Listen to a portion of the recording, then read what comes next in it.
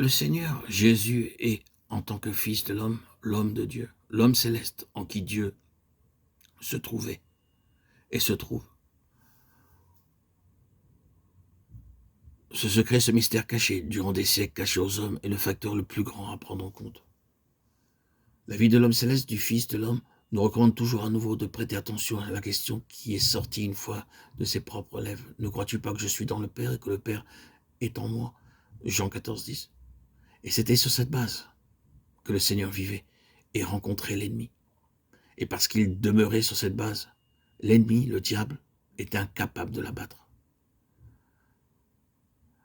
Des tentatives furent souvent faites par le diable pour l'abattre, à la fois directement et par le moyen des hommes, mais c'était impossible tandis qu'il demeurait sur cette base.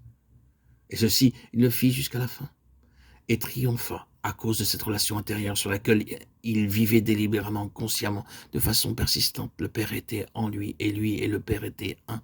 Il demeurait dans le Père et le Père demeurait en lui. Mais c'est l'un des points principaux que nous désirons que le Seigneur nous montre en ce moment. Cela fut le grand secret, le secret merveilleux que les hommes ne pouvaient déchiffrer, car ils avaient dit lui-même, personne ne connaît qui est le Fils si ce n'est le Père. Luc 10, 22. Jean, écrivant son épître de longues années après, a dit, si le monde ne nous connaît pas, c'est qu'il ne l'a pas connu. 1 Jean 3.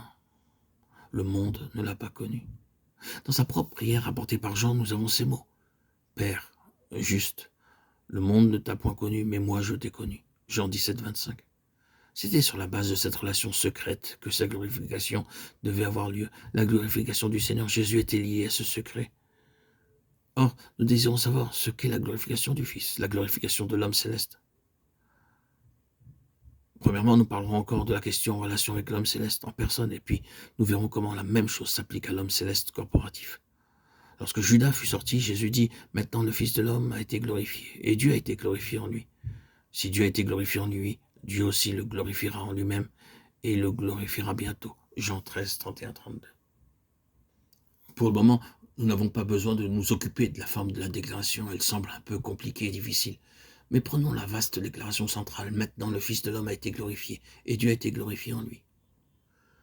C'est au mot « maintenant » que tout est suspendu, et le Seigneur Jésus a introduit une signification énorme dans ce mot. À quoi se rapporte ce mot? Lorsque Judas fut sorti, Jésus dit « maintenant le Fils de l'homme a été glorifié ». Je confesse que Judas était pendant des années un problème pour moi, mais je pense que je m'approche de la vérité en ce qui le concerne, et ce passage semble nous donner la clé. Le problème, bien sûr, se trouve dans la déclaration du Seigneur Jésus, à savoir qu'il connaissait ceux qu'il avait choisis. N'est-ce pas moi qui vous ai choisi, vous les 12, et l'un de vous est un démon? Jean 6, 70. Il a choisi Judas et l'a introduit dans une association avec lui-même, de telle sorte qu'il avait tous les avantages des autres et toutes les facilités qui étaient les leurs. Tous les avantages des autres lui étaient accessibles. Il n'y avait aucune trace de partialité. Il a apparemment placé Judas exactement dans la même position, ne l'excluant de rien de ce qui était accessible au reste, et ce de façon tout à fait délibérée et consciente, sachant ce qu'il faisait, mais sachant constamment ce que Judas était. Puis, tout à fait définitivement, vient en tête de cette déclaration, maintenant le Fils de l'homme a été glorifié. Je ne sais pas comment le présenter au mieux, et je souhaite avoir le langage et la sagesse pour l'exprimer, afin que cela s'empare de vos cœurs comme le mien l'a été. Car je suis intérieurement émerveillé de ce qui nous est présenté ici.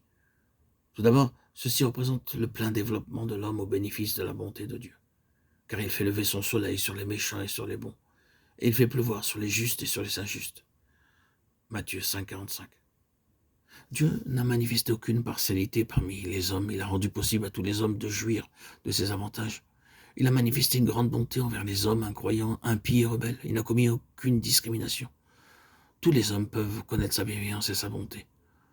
L'homme est ainsi représenté en Judas. Il est ici placé de façon figurée en relation avec le Seigneur, de sorte que tout ce qui est disponible pour ceux qui appartiennent vraiment au Seigneur, légalement pour lui.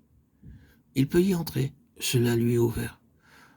Le Seigneur n'a montré aucune partialité. Cependant, l'homme vivant au bénéfice de la volonté du dessein, de la pensée, du désir bienfaisant, miséricordieux et plein de grâce de Dieu, a réagi à cet égard.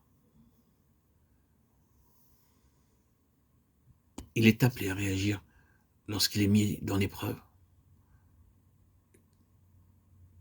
Comment s'est-il comporté? Dès le commencement, il a failli. Et ce fut dans son état de chute qu'il a encore été mis à l'épreuve. Et comment cela s'est-il passé?